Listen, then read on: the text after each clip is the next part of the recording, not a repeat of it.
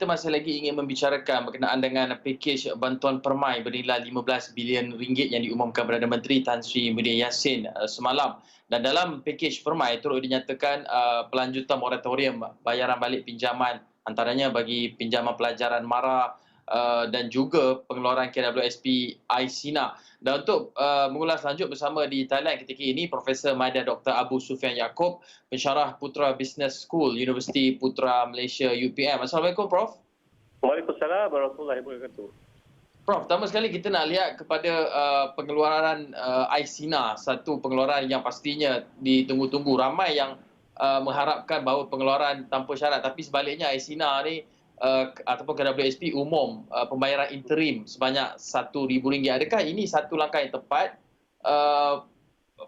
Dan pada pandangan Prof, mengapa kerajaan tidak meluluskan tanpa syarat di sebalik desakan yang hebat dalam isu ISINA ini?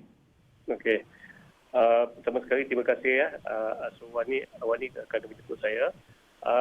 Pada pandangan saya, ISINA ni yang mana kerajaan bersetuju ya untuk memberi pendapatan RM1,000 tu, saya rasa mungkin bukan kata tak adil, tapi rasa mungkin ini mengecewakanlah banyak pihak yang mana dia mengharapkan amount tu boleh dikeluarkan sekaligus lah.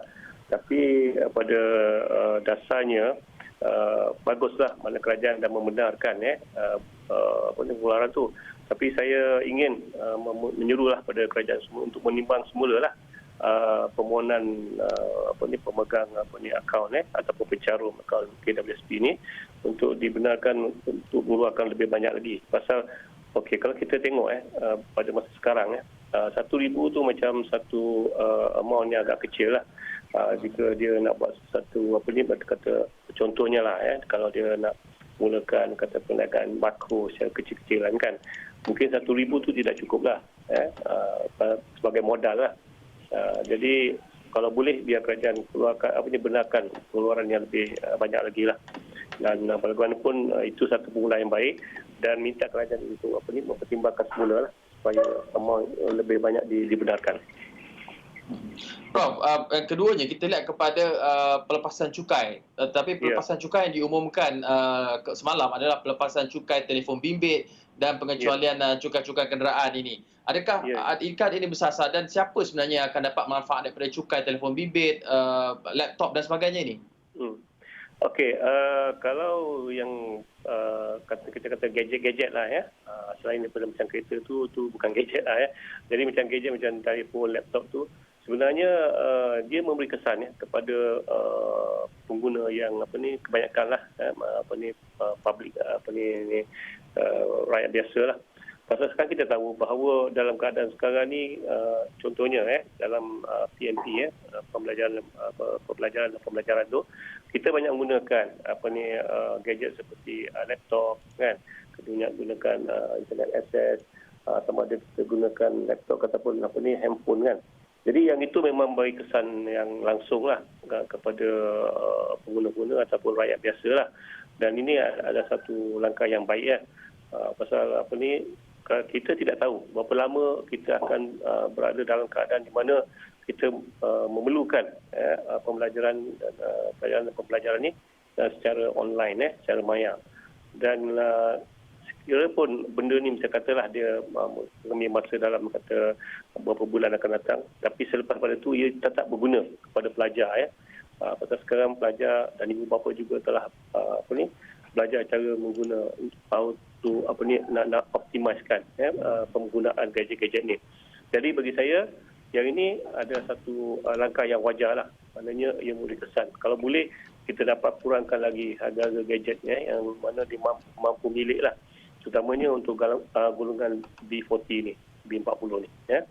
Yang itu saya nampak memang bagus lah.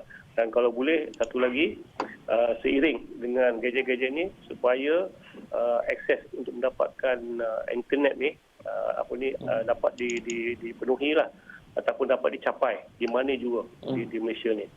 Tidak semesti kita perlukan 5G, 4G cukup, tapi maknanya capaian tu mesti dapat di mana-mana saja.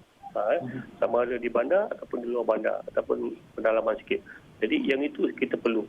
Dan saya nampak bahawa pemberian satu gig katalah free satu hari itu adalah baguslah ya. Sebenarnya kalau saya rasa kalau syarikat telekomunikasi ni telco ni kalau dia nak bagi unlimited pun boleh juga saya rasa. Pasal apa? Sekarang ni dia punya pelanggan dah bertambah ya. Jadi maknanya dia punya pendapatan tu automatically bertambah kan. Tambahan pula sekarang ni dah semua gadget ni semua menggunakan dia punya saluran dia yang itu nampaklah. Maksudnya kerjasama daripada pemain industri serta swasta juga yang mengawal ataupun membuat keuntungan ketika PKP ini juga diperlukan dalam usaha untuk membantu kerajaan meringankan beban rakyat, Prof. Saya setuju ya. Sepatutnya kerajaan boleh macam mengarahkan telco ni untuk memberi perkhidmatan yang terbaik dan menyediakan infrastruktur yang sepatutnya lah kan. Pasal benda ni kita dah bertahun. Kalau kita bandingkan kita punya infrastruktur untuk telco ni kan dengan negara jiran kita agak ketinggalan belakang lah ya.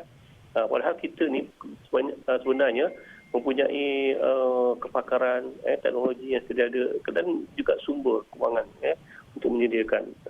Saya rasa lagi dia punya capaian tu lagi lebar luas ya, maka saya rasa dia boleh turunkan harga untuk capaian tu. Pasal apa? Dia punya client base tu dah besar kan. Kita macam kita berniaga lah, maknanya untung sikit tapi kita punya volume banyak kan. Untung dia sama juga. Itulah. Baik, terima kasih Profesor Madya Dr. Abu Sufian Yaakob, pensyarah Putra Business School Universiti Putra Malaysia UPM, berkongsi pandangan berhubung dengan pakej bantuan permai dan juga bantuan-bantuan yang diumumkan dalam 22 inisiatif bernilai RM15 bilion itu.